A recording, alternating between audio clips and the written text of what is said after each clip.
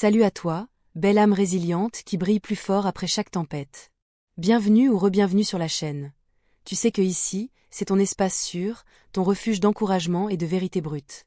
Aujourd'hui, on va plonger profondément dans un sujet qui touche tellement d'entre nous en ce moment. Ce moment précis, presque divin, où la vérité que tout le monde essayait d'étouffer reçoit une validation massive. Venue de la source la plus inattendue qui soit. Imagine la scène. Pendant des mois, peut-être des années, tu as porté cette vérité seule. Tu l'as gardée dans ton cœur pendant que tu te reconstruisais en silence, sans poster de stories larmoyantes, sans chercher la pitié ou la revanche publique. Tu guérissais dans l'ombre, tu transformais tes blessures en force pure, tu apprenais à te tenir debout sans avoir besoin de l'approbation de personne. Tu faisais le vrai travail intérieur, celui qui ne se voit pas mais qui change tout. Et là, dans les dernières 48 heures, quelque chose d'énorme vient de tomber. Une personne influente, respectée, quelqu'un que tes anciens détracteurs admiraient ouvertement, citaient tout le temps, et dont ils cherchaient désespérément l'approbation, cette personne-là vient d'examiner toute l'histoire de A à Z. Les faits, la chronologie complète, les messages, les incohérences, les patterns toxiques, tout. Et elle a conclu, sans ambiguïté, ils avaient raison depuis le tout début. Tu entends ça? Pas une petite voix anonyme. Pas un commentaire perdu dans la masse. Non. Une voix qui pèse lourd, une voix qu'ils ne peuvent ni ignorer, ni discréditer, ni gaslighter. Et maintenant, dans leur groupe privé, dans leurs DM paniqués, dans leurs appels à 2 heures du matin, c'est le chaos total. Ils réalisent soudain qu'ils ont bâti toute leur version des faits sur du sable. Ils ont fêté ta chute, ils ont trinqué à leur victoire, convaincus que ton silence signifiait ta défaite. Mais la vérité? Elle n'a jamais disparu. Elle attendait simplement son heure, patiente, stratégique, imparable. Pendant qu'ils dormaient sur leurs 2 oreilles, enveloppés dans leurs excuses et leurs suffisances, toi tu saignais en silence. Tu affrontais la trahison de front. Tu déconstruisais chaque couche de douleur qu'ils avaient ajoutée. Tu reprenais ton pouvoir, brique par brique, sans témoin, sans applaudissements. Tu es devenue une version de toi-même qu'ils ne reconnaissent même plus, plus forte, plus claire, plus alignée, plus lumineuse. Et cette évolution les terrifie maintenant, parce qu'elle leur montre exactement ce qu'ils n'ont jamais eu le courage de faire, choisir la vérité même quand elle isole. Et regarde-les aujourd'hui. Certains s'agitent déjà comme des rats qui sentent le bateau couler. Ils suppriment des anciens posts, effacent des commentaires, réécrivent leurs souvenirs. D'autres envoient des messages timides, « Hey, je repensais à tout ça, peut-être que je n'avais pas toute l'histoire. On pourrait en parler ?» Tu sens le tremblement derrière les mots polis?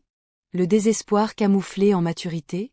C'est presque poétique de voir ceux qui paradaient avec tant d'assurance, qui contrôlaient le récit et savouraient chaque once de ta douleur, se transformer soudain en petites figures hésitantes, cherchant une porte de sortie. Mais toi, magnifique, tu n'as plus besoin de leurs excuses pour te sentir valide. Tu n'as plus besoin de leurs conclusions pour avancer. Tu as déjà trouvé ta paix dans le silence qu'ils prenaient pour de la faiblesse. Tu as transformé l'humiliation en clarté, la trahison en discernement, l'isolement en force intérieure. Tu es devenu exactement ce qu'ils prétendaient être, authentique, intègre, inébranlable. Ce qui est fascinant, c'est de voir comment ils se divisent déjà en 3 groupes bien distincts. Le premier groupe, les déflecteurs. Ceux qui s'entêtent jusqu'au bout. Ils vont tordre la chronologie, déformer les faits, attaquer même la crédibilité de cette figure influente. Il y a plus à l'histoire, ce n'est pas si simple, les choses ne sont pas noires ou blancs. Ils préféreront mourir sur la colline de leur illusion, plutôt que d'admettre qu'ils ont participé à une injustice. C'est l'arrogance pure. Le deuxième groupe, les silencieux. Ceux qui disparaissent sans un bruit.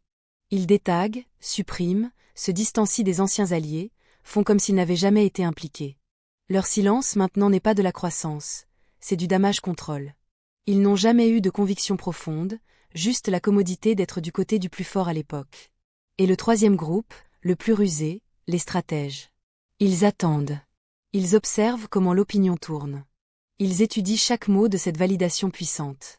Et quand ils sentiront que se ranger de ton côté est devenu la position la plus sûre, la plus éclairée, ils réapparaîtront avec des excuses parfaitement calibrées. J'ai beaucoup réfléchi. J'ai peut-être mal jugé la situation. Je n'ai jamais eu rien contre toi personnellement. Leur ton sera doux, spirituel même. Elles parleront de timing divin, de croissance, de pardon karmique. Mais écoute bien l'énergie derrière les mots, le vrai repentir est brut, vulnérable, lourd. Ce qu'elles offrent, c'est une performance propre, tactique, chronométrée pour coïncider avec ton glow-up. Et c'est là que ton vrai pouvoir entre en jeu. Tu n'es plus celle qui suppliait pour être entendue. Tu n'es plus en train de prouver ton innocence à des gens qui avaient déjà décidé de ne pas voir. La vérité l'a fait pour toi.